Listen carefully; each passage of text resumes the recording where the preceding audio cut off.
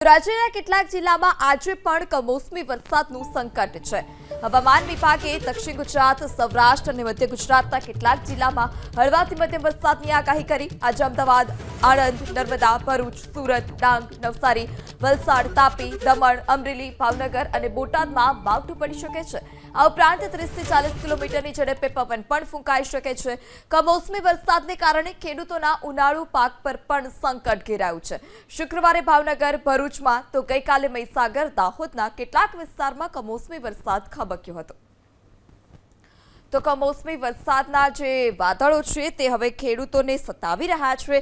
સુરત, ડાંગ, નવસારીમાં પણ માવઠાની આગાહી કરવામાં આવી। આ સાથે જ 12 જિલ્લામાં આજે માવઠાનું સંકટ છે। અમદાવાદ, આણંદ, નર્મદા, ભરૂચ, સુરત, ડાંગ, નવસારી, વલસાડ એટલે કે મધ્ય ગુજરાત અને દક્ષિણ ગુજરાતમાં આજે માવઠાની આગાહી કરવામાં આવી છે। તાપી, દમણ, અમરેલી અને ભાવનગરમાં કમોસમી વરસાદ ખાબકી શકે છે।